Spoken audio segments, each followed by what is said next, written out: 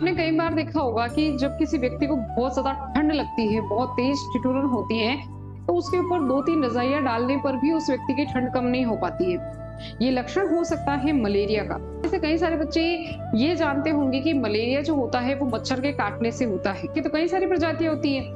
उनमें से एक मच्छर है जिसका नाम है मादा एनाफिलीज मच्छर।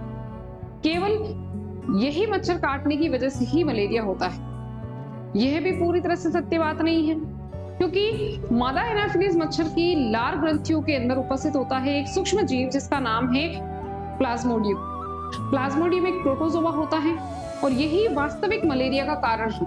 जब मादा एनाफिलीज मच्छर किसी व्यक्ति को काटती है तो यह प्लाज्मोडियम जो होता है वो उस व्यक्ति के शरीर में पहुंच जाता है। कुछ समय तक प्लाज्मोडियम पूरे रक्त में घूमता है। जब प्लाज्मोडियम को भूख लगती है तो वो हमारे शरीर की सबसे बड़ी ग्रंथि जिसका नाम है लीवर, वहां पहुंच जाता है।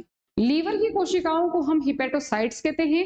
ये प्लाज्मोडियम हिपेटोसाइट कोशिकाओं को तोड़ता है और वहां से भोजन ग्रहण करता है, क्योंकि हम जानते हैं कि हमारे शरीर का एक्स्ट्रा जो ग्लूकोज होता है वो ग्लाइकोजन के रूप में लीवर ही स्टोर करके रखता है। समय लीवर में रहने के बाद में ये प्लाज्मोडियम आरबीसी में पहुंच जाता है। हाँ, ये आरबीसी को तोड़ता है और उससे एक विषैले पदार्थ को उत्पन्न करवाता है जिसका नाम है हीमोजोइन।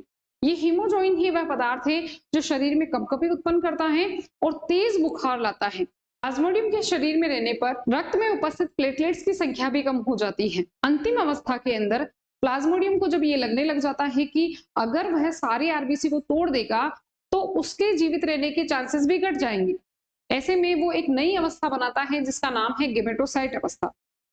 इस गेमेटोसाइट अवस्था में यदि कोई मादा एनाफिलीज मच्छर फिर से उस व्यक्ति को काट लेता है तो गेमेटोसाइट अवस्था में ही यह फिर से मादा एनाफिलीज मच्छर के शरीर में पहुंच जाता है। वहां से फिर से एक नया साइकिल स्टार्ट करता है। मलेरिया के प्रमुख लक्षणों की हम बात करें तो सबसे ज्यादा जो इसका घातक लक्षण है वो है तेज बुखार आना, ठिठुरन होना, कंपकपी होना और उसके बाद में प्लेटलेट्स की संख्या कम हो जाना। अगर हम इसके बचाव की बात करें तो सबसे अच्छा उपाय है मच्छरों की संख्या को कम करें, मच्छरों पर नियंत्रण रखें, अपने आसपास में गंदे पानी को इकट्ठा ना होने दें, मच्छरदानी का उपयोग करें।